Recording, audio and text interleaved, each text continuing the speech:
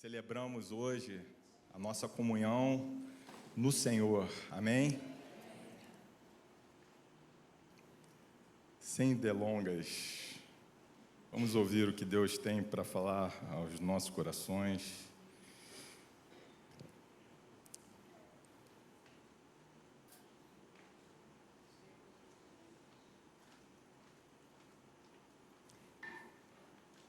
Pai, eu te louvo por esse momento, Senhor, por podermos estar aqui livres, podemos ouvir a Tua voz, Senhor, podendo compartilhar da Tua graça e do Teu testemunho, Pai. A Tua verdade impera sobre nós, Pai. Abre os ouvidos, abre os corações hoje, Senhor, para que nós possamos ouvir a Tua voz de uma forma profunda e, Senhor, que seja uma flecha certeira que faça mudança na nossa vida, em nome de Jesus, Pai. Convido meus amados a abrirem suas Bíblias no Evangelho de João, capítulo 8.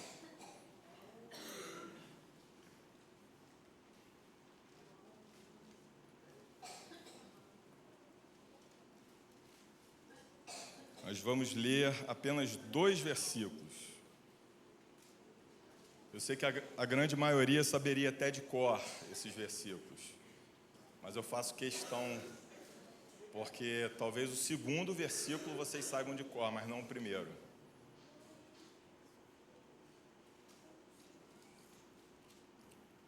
Diz assim a palavra do Senhor: Então disse Jesus aos judeus que haviam crido nele: Se permanecerdes na minha palavra, verdadeiramente sereis meus discípulos, e conhecereis a verdade, e a verdade vos libertará. Amém? Hoje nós vamos falar sobre verdade e liberdade, tema super difícil, né? Falar sobre verdade nos dias de hoje, quem não busca a verdade? E Jesus, nesse momento, ele está em Jerusalém, e ele tem um debate com alguns judeus, e Jesus estava o tempo todo se degladiando com os judeus, porque os judeus não criam nele, tentavam confrontar ele. E o Evangelho de João é um evangelho muito interessante, porque ele vem apresentar Jesus. Ele vem fazendo uma apologia sobre Jesus, dizendo: Jesus é o Messias. Aquele que todos esperavam que viesse ao mundo é Jesus. E ele vai falar isso de várias maneiras. E nesse momento aqui, Jesus começa a discursar para eles, e ele fala: eu vim para dar testemunho da verdade. E eu vim aqui porque o meu Pai me enviou, e alguns deles, dos judeus, creram nele. E Jesus aqui, ele vai falar esses 2 versículos para aqueles que haviam crido, dado crédito a Jesus. E ele fala: se vocês permanecerem na minha palavra, vocês serão verdadeiramente meus discípulos, e conhecereis a verdade, e a verdade vos libertará.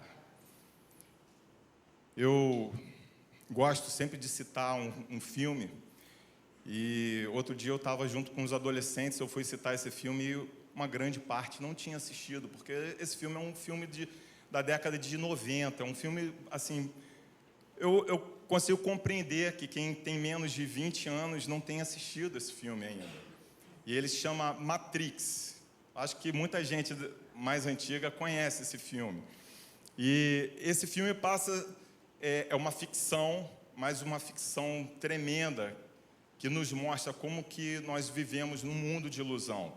E o protagonista desse filme, ele está lá levando a sua vida, né, cotidiana, tem lá os seus hábitos, e de repente uma pessoa aparece a ele e algumas coisas estranhas começam a acontecer na vida daquele homem, até que ele é levado para uma sala, e naquela sala, aqueles proponentes, eles dão 2 opções para ele: olha, eu te dou 2 opções, ou você vai tomar uma pílula azul, E você vai esquecer dessa conversa toda, de toda essa visão sobrenatural que você teve aqui. Você vai acordar no outro dia como se não tivesse acontecido nada. Ou você tem a opção de tomar a pílula vermelha. E essa pílula vermelha, ela vai te levar para uma realidade, mas se prepare, porque a realidade que você pensa que existe, ela não é a realidade que você vê. E aquele homem toma a pílula vermelha, e ele começa a ver uma realidade, e aí eu falo um pouco do filme. É um mundo onde os seres humanos são apenas baterias. É um mundo comandado por máquinas, computadores, inteligência artificial e tudo mais. E aqueles humanos, eles são prisioneiros de uma ilusão. Então, eles são conectados e aquela ficção, ela acontece, aquela ilusão acontece nos cérebros deles. Eles parecem que eles comem comidas deliciosas, eles parecem que eles vivem de verdade, e na verdade eles estão hibernando, funcionando como baterias. E hoje eu venho falar para vocês sobre aquilo que nós vivemos nos dias atuais. E eu falo principalmente a igreja. Hoje nós temos uma igreja com que nós muito nos preocupamos, porque são pessoas que vivem numa realidade virtual. A gente fala do mundo e a gente vê que o mundo vive numa escuridão tremenda, mas o mundo não pode alcançar a igreja. Então, principalmente, nós falamos a igreja. E falando de verdade, tem um trecho da Bíblia, ainda em João, acho que capítulo 18, 18 a partir do 30 e pouco. Jesus vai ter uma conversa com Pilatos, né? Jesus é preso, já sendo levado para a crucificação, e aqueles judeus levam Jesus até Pilatos, no pretório. E Pilatos, ele faz um interrogatório para ver se Jesus realmente era um assassino, era alguém que merecia ser crucificado, porque a crucificação era um castigo terrível. E Pilatos, esse interrogatório, ele termina com uma pergunta de Pilatos: o que é a verdade? Será que nós sabemos o que é a verdade? Você sabe o que é a verdade? Jesus é levado até Pilatos e ele pergunta para Jesus: você é o rei dos judeus? E Jesus vira para ele e fala assim: você está falando isso por você mesmo ou foi alguém que te disse? E depois Jesus vai esclarecer para ele: o meu reino não é deste mundo, porque se fosse, os meus seguidores estariam aqui para me buscar. Mas eu vim ao mundo, eu nasci para isso, para dar testemunho da verdade. Irmãos, sabe o que é o testemunho da verdade? Verdade está em um homem. Deus desde o início é verdade, e nele não há mentira. Não há mentira nenhuma, não há mancha, não há engano. E nós podemos ver no livro de Gênesis, quando começa, logo nos capítulos iniciais, a gente não tem um detalhe. A gente vê a criação, mas não tem um detalhe exato daquilo que o homem viveu. Mas eu creio que é algo tremendo por dedução. Aquilo era verdade. Só que a Bíblia fala também da mentira entrando no mundo. E nós temos Satanás, o acusador, o mentiroso, o pai da mentira, o assassino, o destruidor, o que chama do Deus desse mundo. E ele entra ali enganando o homem. E a partir daquele momento, é o mundo que nós conhecemos. É um mundo de engano, é um mundo de mentira. É um mundo em que o pecado entrou, e a partir daquele momento as trevas vieram sobre o mundo. Então nós vamos ver em toda a história que a gente lê, mesmo na Bíblia, a gente vai ver lances de luz no meio de uma escuridão. Vocês percebem isso? Recentemente eu estava viajando com minha família e eu entrei, numa zona rural, e era lua nova. Vocês imaginam? Sabe que você começa a andar com o seu carro, o farol vai à frente e tudo iluminado, só que você olha no retrovisor, você não vê nada. Não tem nem um pontinho de luz. E você se imagina num momento desse. E aí eu desligava estava assim reto na pista, e desligava o farol assim, ai meu Deus, liga, senão vai bater. Sabe, esse caminho, quando a gente anda na escuridão, a gente não sabe o que a gente faz, a gente não sabe para onde vai, e vai bater, com certeza vai bater. Mas glórias a Deus, porque a luz veio ao mundo. 1 João, capítulo 1, João vai dizer que a luz veio ao mundo. E nós podemos tocá-la, nós podemos conversar com ela. Nós podemos ter comunhão direta, vê-lo agindo como um ser humano. Irmãos, mas muitos não viram, apenas aqueles que estavam buscando a luz conseguiram ver. E o Evangelho de João, ele vai trazer isso, ele vai falar o tempo todo, gente, Jesus é o eu sou. Sabe, Jesus fala, antes que Abraão fosse, eu sou. Quando Jesus fala isso, os caras pegam a pedra para atacar ele, para apedrejar ele. Sabe por quê? Porque ele está falando, eu sou Yahvé, eu sou o Deus único, eu sou o Deus de Abraão, de Isaac, de Jacó, e estou dentro desse corpo, vocês não veem, mas eu sou a verdade, e não há mentira em mim, irmãos. Jesus vai falar no Evangelho de João, eu sou o pão da vida, seus pais morreram no deserto comendo maná, mas quem se alimentar de mim terá a vida eterna. Eu sou a luz do mundo. Não vivam na escuridão, porque eu vim para iluminar essa terra. Eu sou a porta das ovelhas. Eu sou o bom pastor.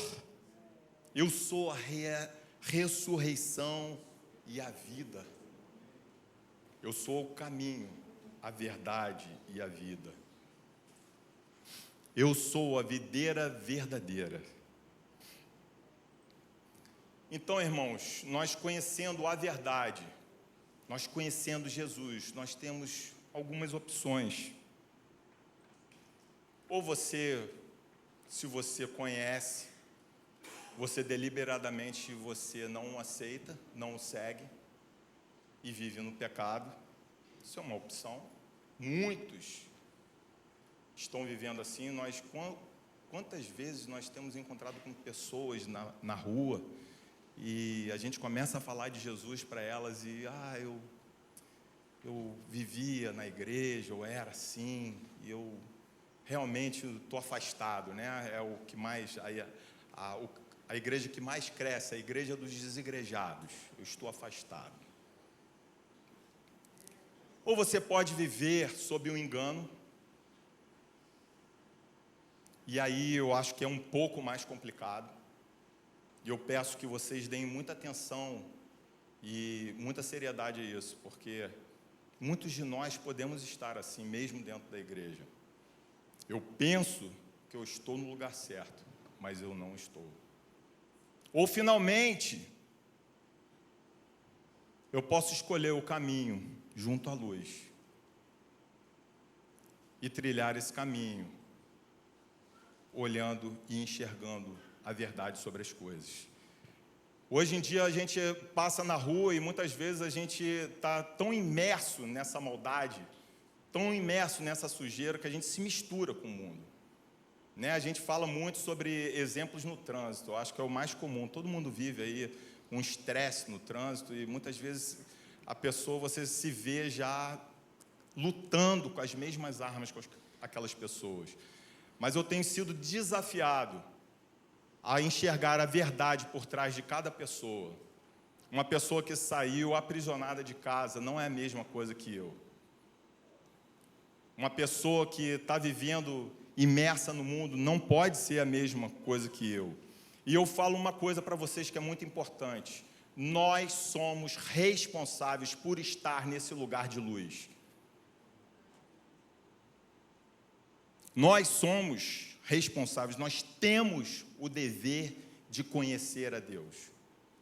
Olha, não sei se vocês repararam, quando eu peguei o versículo 31 e eu peguei o versículo 32, existe uma sequência ali muito importante, porque ele vai falar sobre permanecer. Primeiro ele fala para aqueles que creram, aqueles que deram crédito. Então, se eu viro os meus ouvidos para ouvir você, eu começo a dar crédito, e aí Jesus começa a falar com você. Então, o primeiro passo que nós precisamos dar na direção de Jesus é o seguinte: eu estou atento, eu creio em você, eu dou crédito em você. E a partir daquele momento, ele fala o seguinte, ele fala: se vocês permanecerem na minha palavra. Sabe o que quer dizer permanecer? Permanecer não é um ato que você assim, eu criei. Eu comecei a ser simpatizante de Cristo. Não, permanecer, ele fala que é insistir, persistir, esperar, aguardar. Em quê? Na minha palavra. Sabe, o Logos, e ele usa essa palavra aqui, o Logos de Deus, é a palavra de Deus, é o verbo divino, é aquele que veio ao mundo. Se vocês permanecerem, Jesus diz, a minha palavra é espírito e é vida. Aquele que ouve a minha palavra, ele tem o Espírito de Deus dentro dele. Porque ela é apta para transformar, é uma palavra de vida.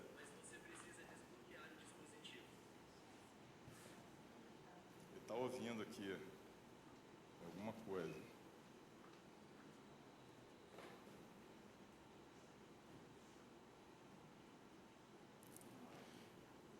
Se vocês fizerem isso, permanecerem, insistirem, vocês verdadeiramente serão o quê? Meus discípulos. Sabe o que é um discípulo?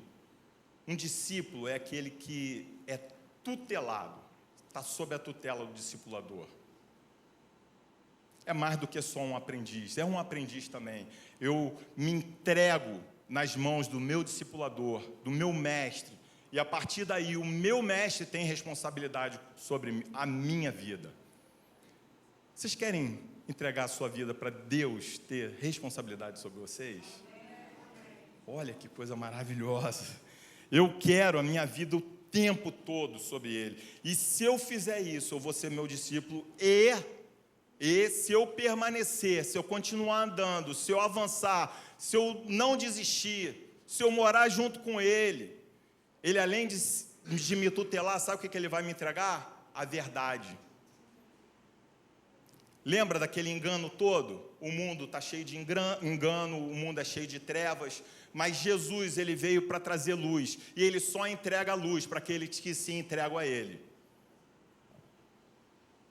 E eu me entrego cada vez mais a Jesus, e cada vez mais ele me entrega a verdade. Então, coisas que eu não conhecia, eu passo a conhecer. Verdades que eu não enxergava, eu passo a enxergar.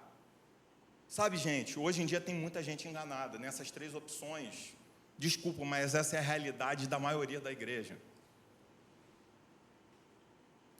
Eu não rejeito, não abro uma rebelião direta contra o Senhor, mas ao mesmo tempo, eu rejeito Ele, porque eu não busco a verdade, que é minha responsabilidade buscar. Vou dar um exemplo para vocês. Sabe o tribunal? Existe uma regra de direito que você não pode alegar que não conhece a lei. Você tem acesso a ela. Sabe como é que funciona? A lei é promulgada e ela é publicada. Ela só tem validade depois que é publicado. Vocês leem Diário Oficial? Quem aqui lê Diário Oficial? Mas você sabe que é seu dever ler, porque se você não ler, e depois daquela lei ser publicada, e você incorrer naquele erro, você é responsável. Vou citar um exemplo, sabe? Os nossos adolescentes, crianças, às vezes até tem um trabalho para entregar, é quinta-feira. Aí você chega na frente do professor e fala assim, quinta-feira, esqueci, eu não sabia, ninguém me avisou. Aqui no Brasil, até assim, é um exemplo ruim, porque a gente tem sempre o jeitinho brasileiro, né? Mas você não pode alegar que você não conhecia, você deveria ter corrido atrás.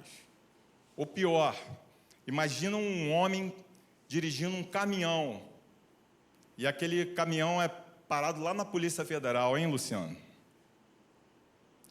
Aí vocês começam a averiguar a carga daquele caminhão, e aquele caminhão está cheio de drogas. Qual é a primeira coisa que o motorista vai falar? Não sabia. Sabe o que o juízo vai entender? Que ele devia saber. A responsabilidade dele é saber e que aquilo provavelmente é uma mentira.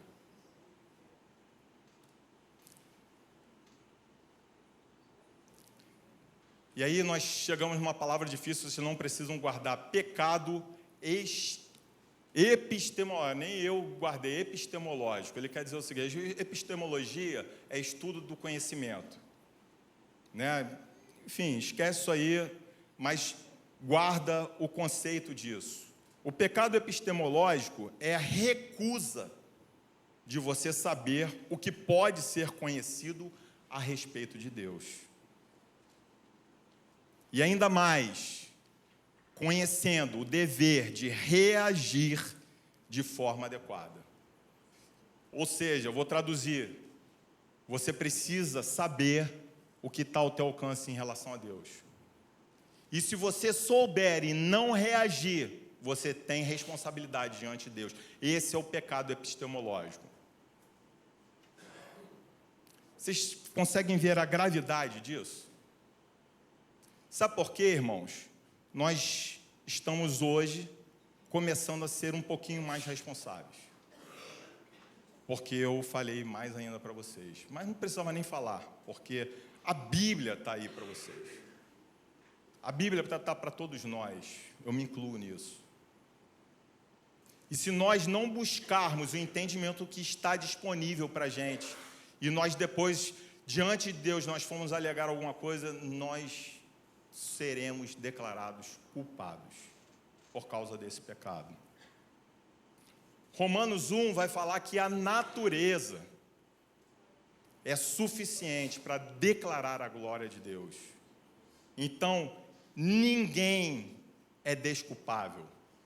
Nenhum homem pode se desculpar de olhar para Deus e não dar glórias a Ele. Porque o mesmo capítulo de Romanos vai falar, porque conhecendo a Deus, não obedeceram nem deram glórias a Ele, nem deram graças a Ele. Irmãos, isso é muito sério. Em 2 Tessalonicenses, capítulo 2, ele vai falar sobre um tempo do retorno de Cristo. E o tempo todo, a Bíblia fala, não deixem ser influenciados por aquilo que traz trevas para a vida de vocês. Não deixem ser enganados pelo pecado, porque o diabo anda ao derredor, buscando alguém a quem possa tragar. E o tempo todo nós estamos sob essas condições, sob risco. Vigia, irmão. Nós precisamos entender que Jesus é a verdade, e permanecendo nele, nós temos a verdade. Senão nós não permanecemos nele, nós não teremos a verdade, viveremos em trevas, irmãos. E virá um tempo, e esse tempo para mim já chegou, de apostasia. Porque pela multiplicação da maldade, o que ele diz? Pela multiplicação da escuridão, muitos se desviarão da fé. O que a gente vê hoje? Cada vez mais, as pessoas se confundindo.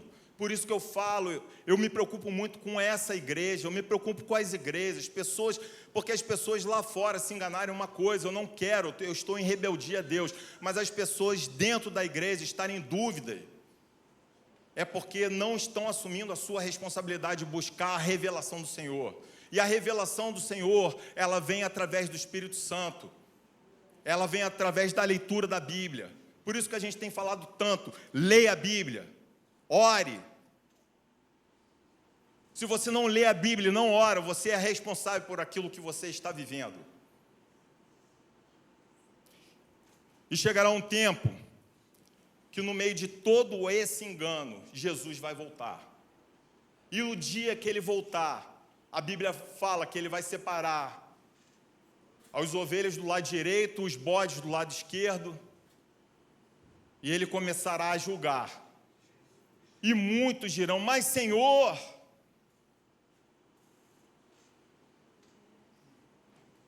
quando que eu não fiz isso?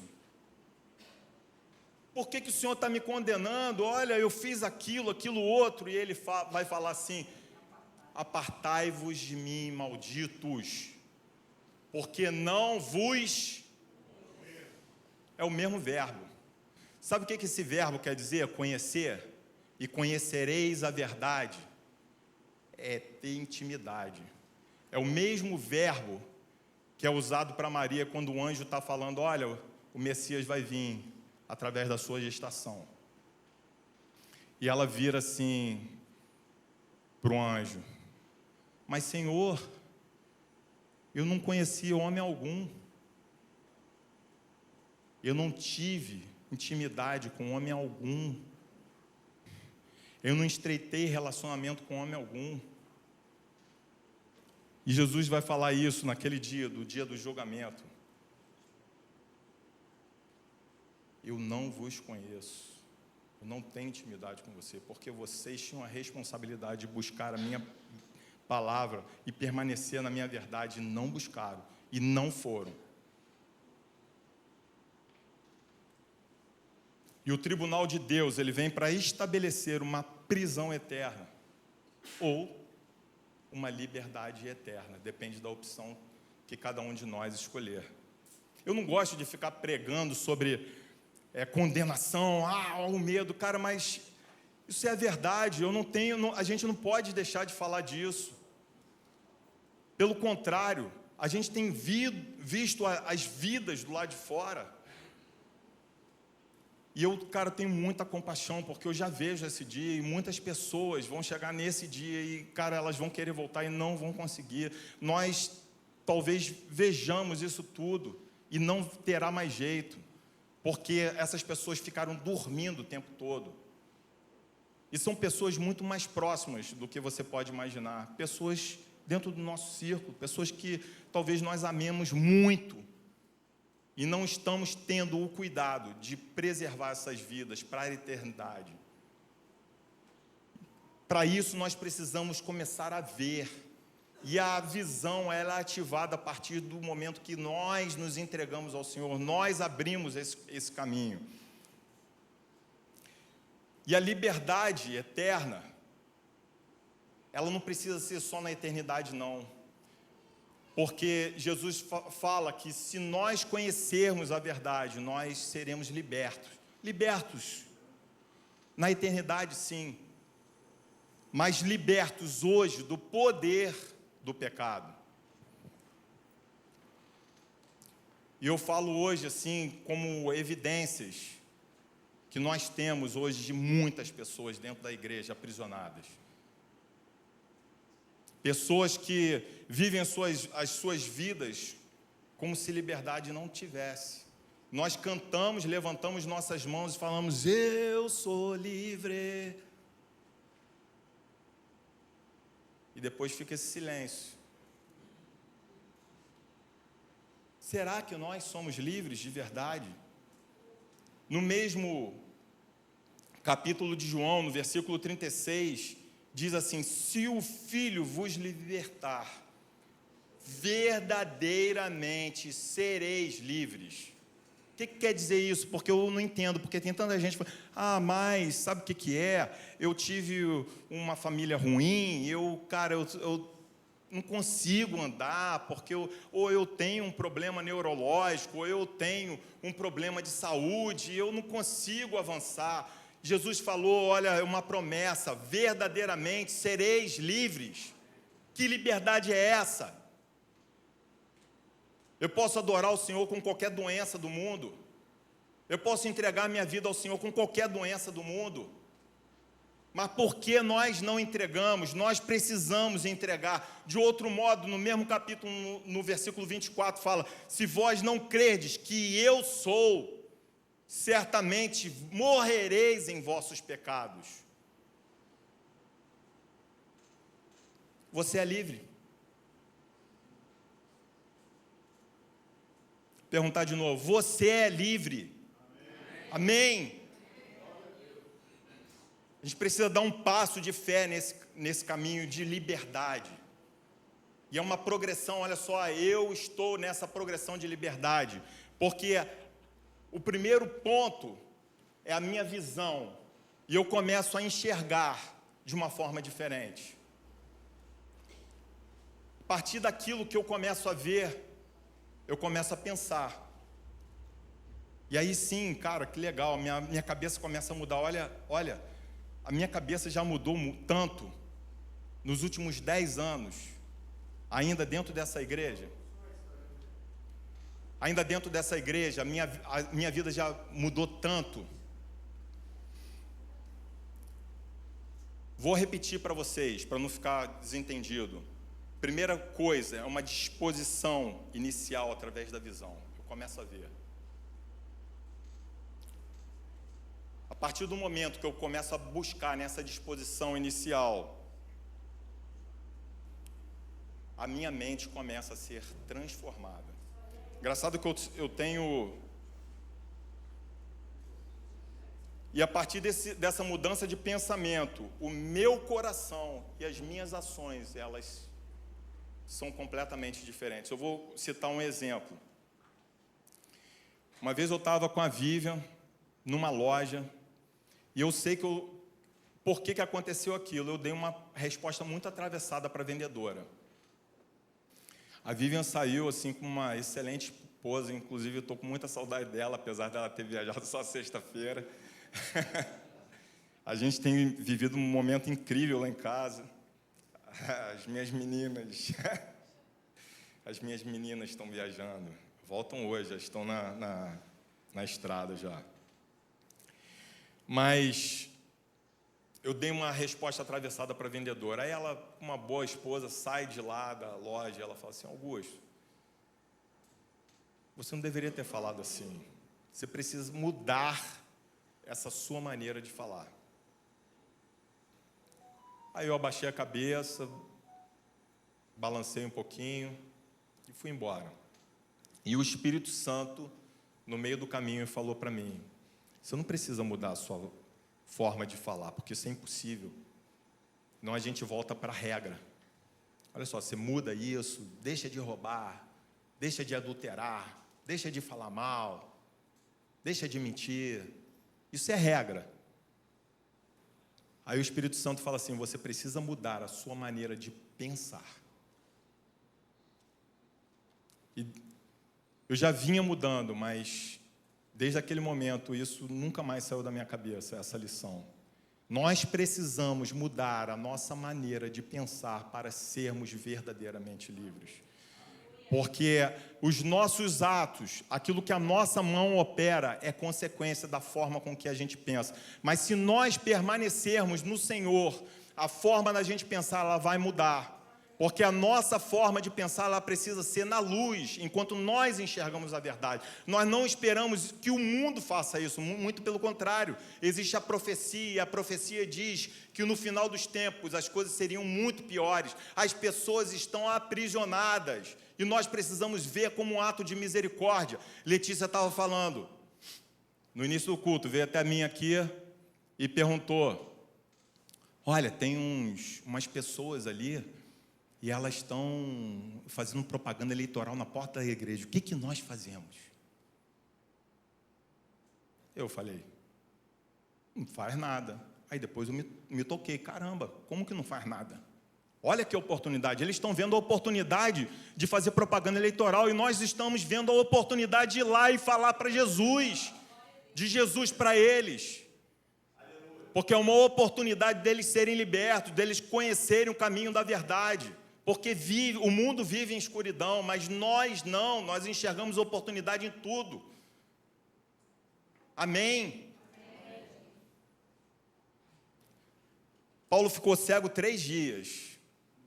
Jesus aparece para ele e aquilo talvez fosse o suficiente para ele não esquecer uma visão tão linda que ele teve do Senhor, tão linda e amedrontadora, né? Porque o Senhor apareceu em glória para ele.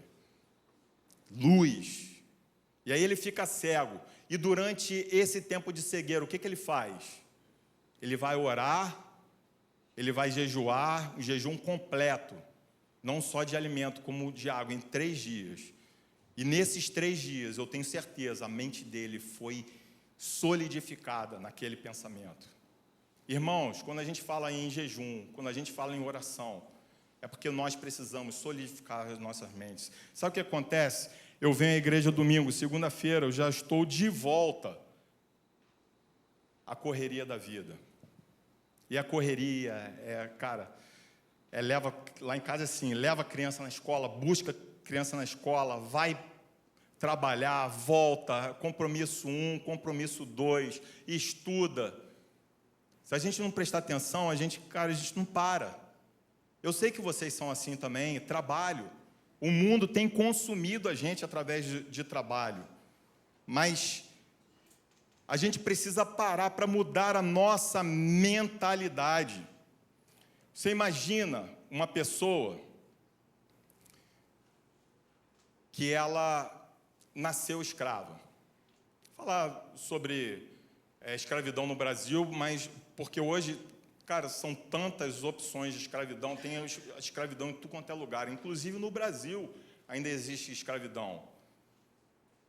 Pessoas escravizadas para trabalho, muita gente não sabe, outras fazem vista grossa para poder ganhar dinheiro em cima, mas existe isso. E você imagina que num sistema desse de escravidão, um casal tem um filho, e esse filho nasce lá dentro do presídio, escravocrata lá, e essa pessoa começa a crescer e ele nunca teve contato com nada mais além da escravidão. E aí, em determinado momento, ele recebe a alforria. Fala, pode ir. E ele chega no mundo. Se nada acontecer na vida desse homem ou dessa mulher, sabe o que vai ser o destino dele? Até o final da vida ele vai ter uma mentalidade escrava. Martinho Lutero escreveu um livro chamado Nascido Escravo. Ele fez isso numa época que ele precisava fazer uma reforma na igreja, a igreja estava pregando muitas mentiras, mas ele fala que existe uma escravidão da vontade. Nós nascemos escravos pela vontade. A nossa vontade segue sempre para o caminho das trevas. Uma vontade que veio alterada pelo pecado, e hoje, se nós não fizermos nada, nós vamos fazer isso, nós vamos querer fazer o mal, nós vamos mentir, nós vamos buscar o que é sujo. E eu falo isso daqui de cima, mas eu sei que vocês sabem o que eu estou falando. Porque é dia após dia, uma tentaçãozinha, dia após dia, algo picante que nos chama mais atenção do que algo que não é picante. Por quê? Porque nós nascemos escravos. E essa é a tendência do homem. Mas Lutero fala sobre a graça de Deus como a única forma de liberdade que nós temos. Sabe o que é a graça de Deus? A graça de Deus é que você não precisa fazer nada. Você só precisa crer, entregar sua vida a Ele e falar assim, muda a minha vida. E se Ele mudar a nossa vida, a partir de agora, nós seremos outras pessoas, nós pensaremos diferente, nós seremos livres de verdade, porque nós nascemos escravos, mas Jesus veio, morreu na cruz para nos dar liberdade. Ele é a luz do mundo que veio para iluminar o nosso caminho, e não há outra forma de enxergar essa verdade. Não há outra forma de enxergar a luz do mundo. De outra forma, nós viveremos só em trevas.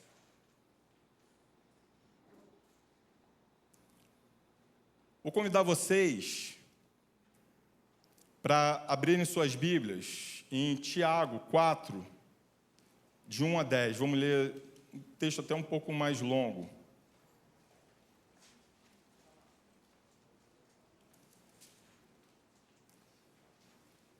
Eu vou ler, para adiantar. Ó, já está projetado aqui. De onde vêm as batalhas e os desentendimentos que há entre vós? De onde, senão das paixões que guerreiam dentro de vós? Cobiçais e nada tendes. Matais e invejais, porém não conseguis obter o que desejais. Viveis a brigar e a promover contendas. Todavia nada conquistais, porque não pedis. E quando pedis, não recebeis, porquanto pedis com motivação errada. Simplesmente para esbanjardes em vossos prazeres. Adúlteros! Ou não estáis cientes de que a amizade com o mundo é inimizade contra Deus? Ora, quem quer ser amigo do mundo torna-se inimigo de Deus. Ou imaginais que é sem razão que a Escritura afirma que o Espírito que Ele fez habitar em nós zela com ciúmes dos seus. Todavia, Ele nos outorga graça ainda maior. Por isso declara a Escritura: Deus se opõe aos arrogantes, mas concede graça aos humildes. Portanto, sujeitai-vos a Deus, resisti ao diabo, e ele fugirá de vós. Achegai-vos a Deus, e ele acolherá todos vós, pecadores, limpai as vossas mãos. E vós, que tendes a mente divididas pelas paixões, purificai o coração. Entristecei-vos, arrependei e chorai. Abandonai o riso fácil e pranteai. Trocai a vossa euforia pelo pesar. Humilhai-vos na presença do Senhor e Ele vos exaltará. Mais uma vez a promessa no final. Você faz isso tudo e no final você pode ter a garantia de que você vai ser exaltado como filho de Deus. O primeiro mandamento, ele fala o seguinte, ele fala: não tenhais outros deuses. Termina por aí? Não terás outros deuses diante de mim. Você sabe o que quer dizer esse diante de mim, irmãos? Na minha presença, diante dos meus olhos. E eu falo isso, sabe por quê? Muitas vezes a gente vem aqui com outros deuses. A gente adora ao Senhor, achando que está entregando a vida para Ele, mas nós estamos com a cabeça nos nossos problemas, nas nossas ambições mundanas. E nós não estamos entregando as nossas vidas segundo aquilo que Ele quer. Terás apenas um Deus. É certo que a gente pode entregar o nosso trabalho, é certo que a gente pode entregar os nossos bens. É certo que eu posso viver um casamento diante do Senhor, um relacionamento importante, legal, mas tudo precisa ser entregue ao Senhor. Se não fizermos isso, estaremos cultuando outros deuses, e isso é uma paixão de idolatria, irmãos. Nós temos falado muito sobre idolatria nessa igreja, mas idolatria, ela quer dizer assim, você cultuar outros deuses, e eu sei qual é o final dessa história, porque quando nós cultuamos outros deuses, na verdade estamos buscando a nós próprios.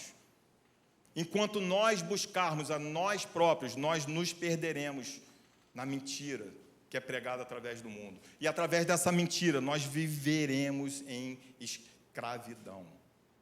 Escravidão. Você é livre. Você consegue se libertar dessa mentalidade que te aprisiona? Você consegue pensar em Deus na hora que você quer? Você consegue ver as coisas que estão acontecendo no mundo, segundo não os teus pensamentos, mas segundo aquilo que é o pensamento do teu Pai? A Bíblia fala que Jesus diz no capítulo 15 de João, ele vai dizer o seguinte: não vos chamo mais servos, mas amigos, porque os servos não sabem o que o Senhor faz, mas os amigos sim. Você sabe o que o Senhor está fazendo? O que Ele quer fazer através da sua vida? O que Ele está te chamando para fazer? Não, mas agora eu não tenho tempo. A minha vida está tão enrolado agora, dá mais um tempinho, mês que vem talvez, ano que vem, eu estou me organizando aí. E o Senhor já te chamou há décadas. E você não sai do lugar.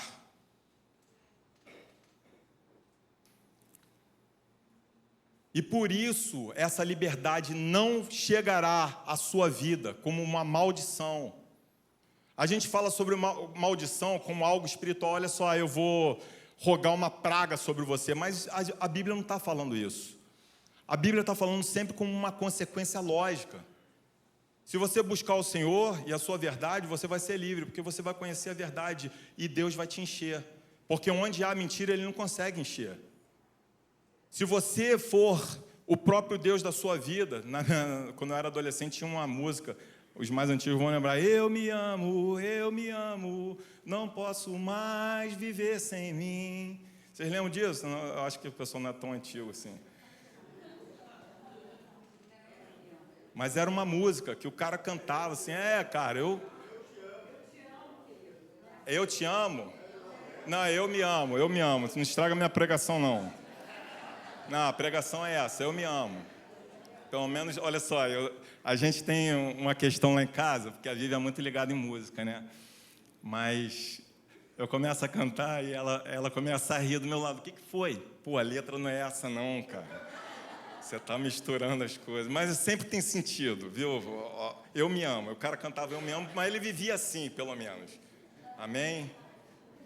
Enfim, nem lembro quem era. Mas voltando aqui, até me perco com vocês. Vocês são danados, hein? 1 João, capítulo 2, versículo 15 a 17, vai dizer assim... abre para mim aí, que esse versículo é tão importante. 1 João, capítulo 2, desculpa. Versículo 15 a 17. Diz assim, não ameis o mundo, nem o que nele existe. Se alguém ama o mundo, o amor do Pai não está nele. Pois tudo o que há no mundo, as paixões da carne, a cobiça dos olhos e a ostentação dos bens, não provém do Pai, mas do mundo. Ora, o mundo passa, assim como a sua volúpia. Entretanto, aquele que faz a vontade de Deus permanece eternamente. Para pensar isso aqui, esse versículo 16, que ele fala assim, pois tudo que há no mundo, as paixões da carne, a cobiça dos olhos e a ostentação dos bens, não provém do Pai, mas do mundo.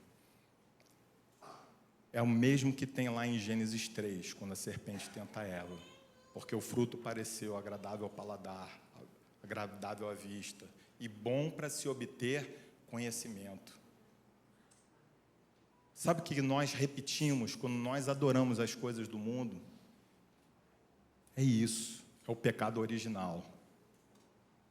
E nós nos voltamos sempre num sentido de inimizade a Deus.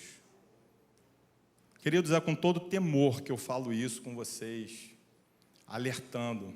Eu ouvi algo muito interessante recentemente, que o nosso papel não é mudar a vida das pessoas, ficar apontando, para de fazer isso, vai para outro lugar. A gente não manda em ninguém.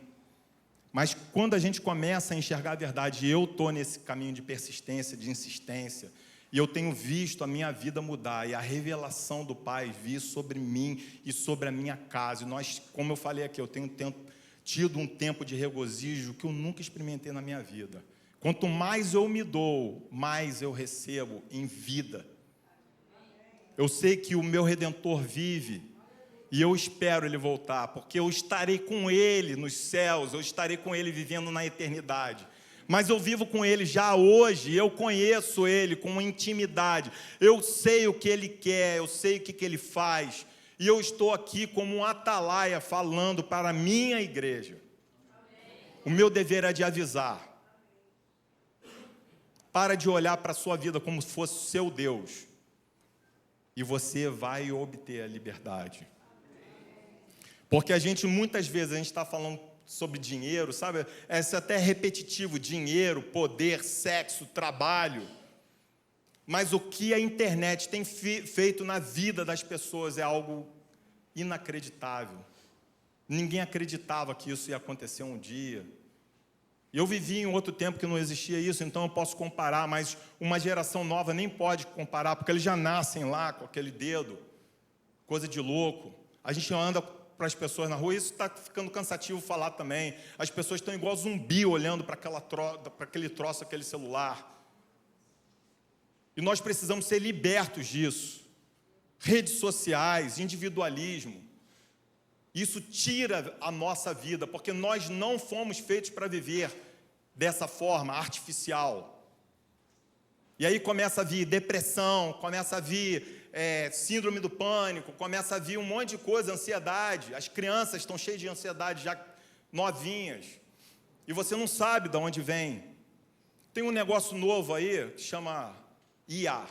O que é IA? Inteligência artificial, todo mundo sabe. Isso é bom. Vocês sabem, isso é bom?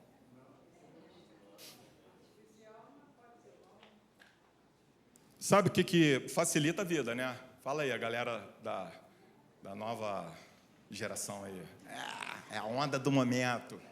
Vou fazer meus trabalhinhos todo por IA, nem preciso sentar lá, gastar 2 horas, 3 horas na frente do computador para fazer, digitar, não sei o cara, pum, vai tudo junto. Eu faço com programa de computador. Eu cheguei a entrar, não sei, eu já te contei isso. Eu cheguei a entrar na faculdade de informática. Foi péssimo para mim, porque eu sou totalmente de humanas, mas por indefinição fui parar lá. E cheguei a fazer alguns períodos. E, cara, eu sei que fazer um algoritmo, depois chegar a programar, escrever programa. E você chega, cara, aquele trabalhão danado. Aí você chega hoje para a inteligência artificial, fazer programa assim, não sei o que. Isso vai evoluir mais.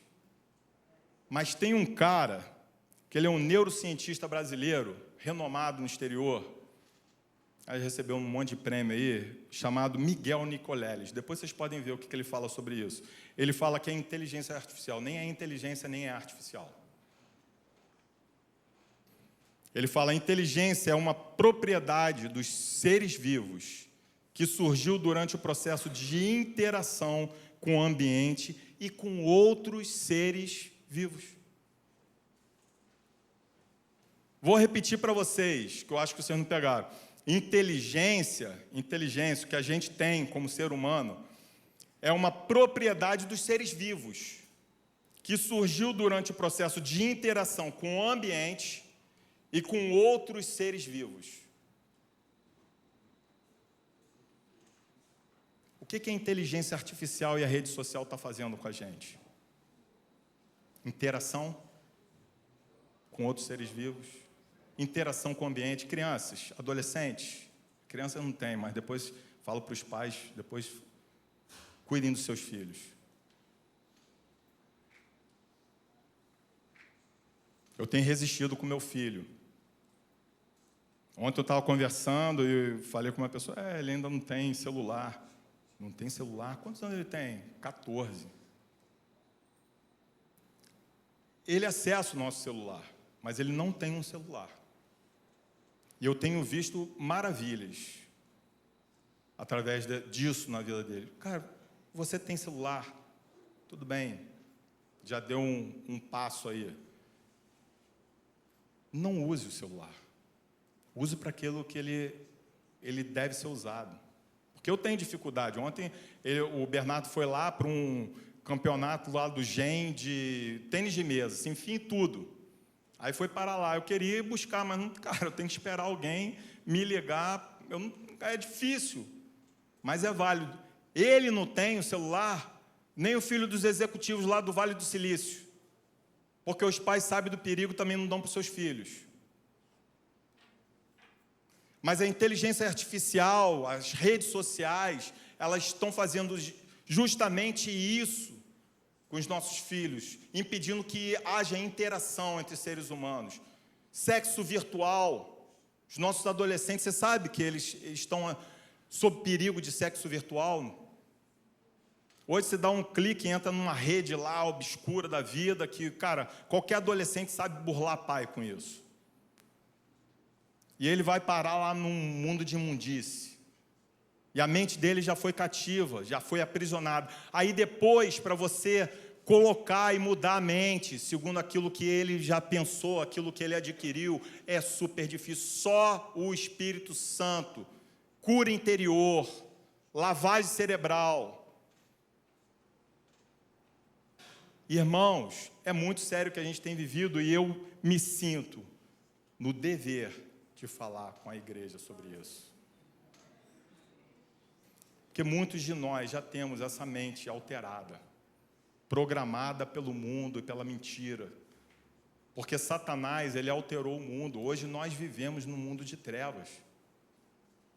Só que há pontos de luz e nós precisamos viver dentro desses pontos de luz, desses lugares onde há luz. E nós precisamos, por isso que Jesus fala o tempo todo, vocês precisam ser a luz do mundo, porque enquanto as pessoas vivem nas trevas, elas não têm essa luz, cabe a nós levar. Ou você está esperando que Jesus vai levar isso para eles diretamente, Espírito Santo? Pode levar, mas onde seus pés não alcançam. Aqui é nosso dever. Se a gente fala que faz e não faz, é pior. Se a gente sabe o que precisa fazer e não faz, está dentro da nossa responsabilidade. O Deus que a gente segue é um Deus realizável, um Deus experimentável. E você experimenta Deus o dia inteiro. Ou pode experimentar. Sabe, eu tenho a fé dentro do significado, é você entregar a sua vida. Eu creio, eu tenho convicção que Jesus existe, que Jesus está vivo, que Ele é o meu Senhor, não só o meu Salvador, mas Ele é o meu Senhor. E eu pego essa fé e vivo dia após dia sobre essa fé, porque eu sei que não existe outro caminho. Sabe, eu quando era pequeno, Alexandre vai lembrar disso, com certeza, eu gostava de soltar pipa, né? Eu morava no Fonseca e ali sempre tinha galerinha, época de férias, o pessoal ficava soltando. Aí você, cara, você bota a pipa lá longe, sabe? E teve um dia que aconteceu alguma coisa, assim, curiosíssima. Começou a descer um fenômeno meteorológico, não sei das quantas, começou a descer uma neblina. E aquela neblina, cara, ela tomou o lugar todo. E aí eu não via mais a minha pipa. Sabe, mas eu sabia que ela estava lá.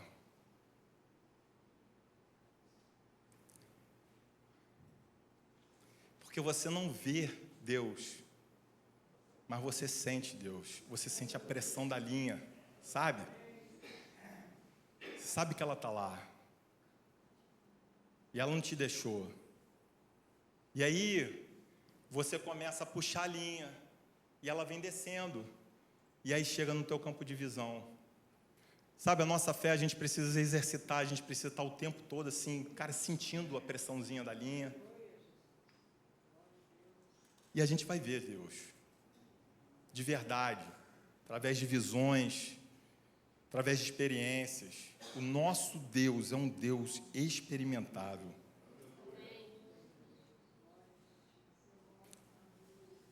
E eu digo para vocês, ou você tem a revelação e resolve não abraçá-la.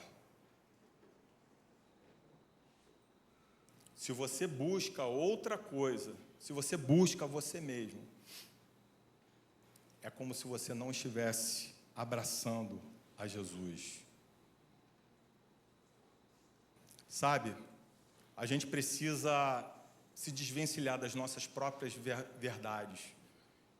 Sabe, eu sei, ontem eu estava conversando com um colega lá do clube, e eu tenho tentado fazer dessa forma, sabe, eu tento inserir, e ele teve um problema nas costas, operou recentemente, e ele falou, cara, um negócio mínimo, e aconteceu aquilo, e eu comecei a falar, olha, mínimo, você sabe que se a força da gravidade aumentasse em 1 60 mil avos. O cara não podia ter vida na terra, pelo menos foi isso que eu li. Está tudo equilibrado de uma forma tão perfeita. Você acredita em Deus? Eu acredito, mas eu tenho lá, eu sou católico de nascença e tal, e, sabe, começou a se colocar dessa forma. E eu falei mais algumas coisas e a pessoa, cara, deu mais um passo para trás e, cara, não estou interessado nesse assunto, mas eu tento. A gente precisa levar a luz para as pessoas. Nós não podemos ser infantis ao ponto de falar que nós estamos bem. As nossas fortalezas, elas impedem a nossa mente de alcançar o Senhor. Quando a gente fala assim, eu sou isso, bem, eu tenho uma história de vida que você não conhece, é como se você estivesse colocando a sua fortaleza para você não ser alcançado. Mas Jesus quer te alcançar, mas Ele não quer te alcançar para fazer mal, não. Ele quer te alcançar para te dar liberdade. Isso é uma promessa, irmãos. E a gente tem buscado muito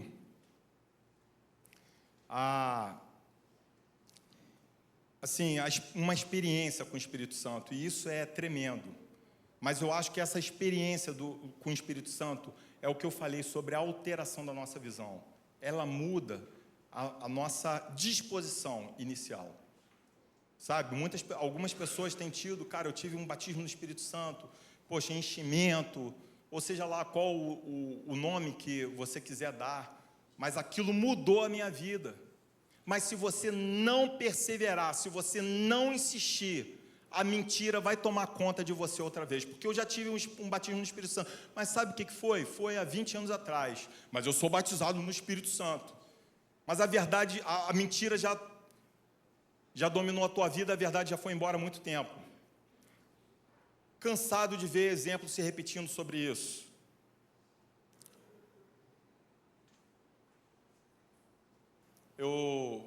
Engraçado que outro dia eu botei, eu estava assim, não sei se eu vou falar esse exemplo, porque, sabe, algumas pessoas podem ficar preocupadas. Outro dia eu estava no condomínio do meu pai e coloquei a Lili no volante, né? Sabe, da portaria até em casa, é pouquinha coisa, não precisa se preocupar não. E ela foi dirigindo. Ela adora dirigir, cara. Ela tem lá o velotrol dela, cara. Se pusesse ela para pilotar um kart, ela ia embora. Ela é sinistra. Mas ela é muito boa nisso, cara. A gente sabe, cada filha é de um jeito, né? A gente sabe o que cada um é bom. E ela foi, e eu fui assim. Só que, cara, você finge que está deixando ela dirigir, mas ela só está no teu colinho ali e você vai, né, dirigindo. Assim, com a mãozinha por baixo e tal. Aí ela sentiu que a minha mão estava por baixo, ela falou assim, tira, eu sei. E muitas vezes a gente faz isso, né? É como se o nosso pai estivesse deixando a gente dirigir o carro, mas na verdade quem está dirigindo é o nosso Senhor, né? E a gente vai ali se divertindo na parada, cara, muito legal. Eu estou lá no volante, achando que eu que estou tocando. Mas quando o Senhor tira a mão, cara, imagina se eu tirasse a mão daquele volante. Certamente aquele carro ia bater. E é assim que acontece com as nossas vidas. Eu vou ler um texto para a gente terminar. Fica lá em João, capítulo 16, 12 a 14. Eu não posso esquecer até... Nós estamos nesse mês falando sobre o Espírito Santo. E essa realidade, ela foi alterada na nossa vida, lembra? Hoje nós temos o Espírito Santo para nos guiar, irmão, em toda a verdade.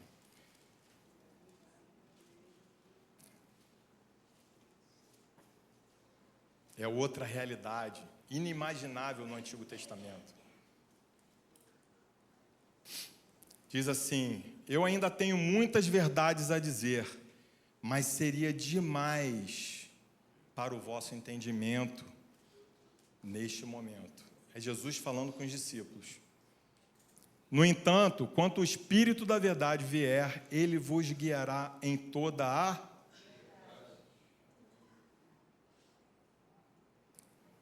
Porque não falará por si mesmo, mas dará tudo o que tiver ouvido e vos revelará tudo o que está por vir. O Espírito me glorificará, porque receberá do que é meu e vos anunciará, dia após dia. Vamos orar, meus irmãos?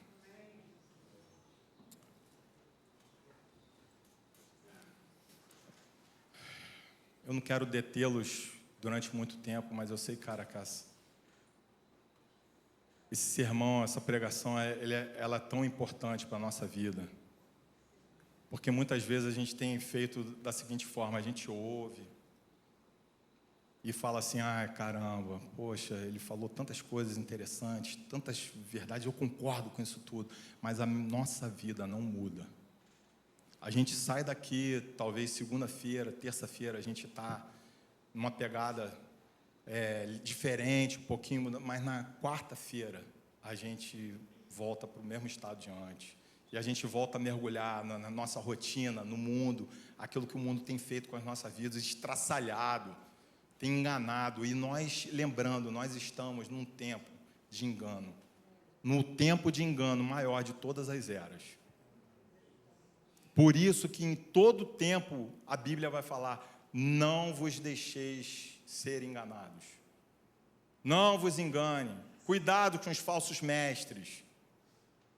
E nós precisamos buscar isso fora das nossas forças. Hoje, nós estamos no primeiro estágio de visão, mas a mente precisa ser mudada. E para mudar a mente, a gente precisa perseverar. E a gente precisa do Espírito Santo para nos guiar nessa mudança. Então eu vou convidar aqueles que sentirem de fazer um voto, de pedir ajuda ao Espírito Santo para mudar as suas mentes, para virem aqui na frente agora.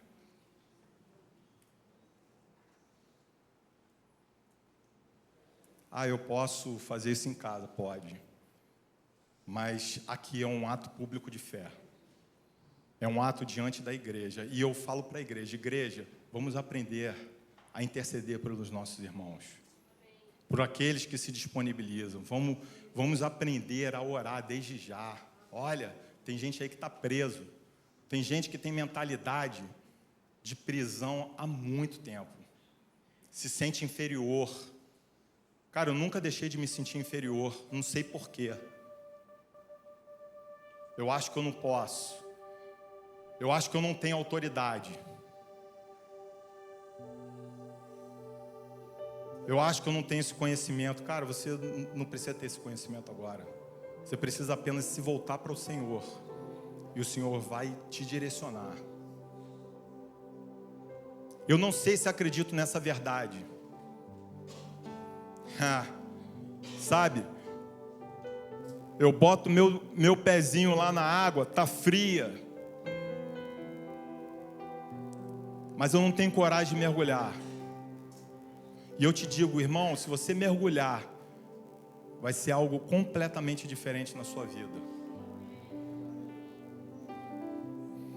É uma promessa. Eu nunca vi uma promessa da Bíblia não se cumprir, irmãos. Nunca vi uma promessa da Bíblia não se cumprir.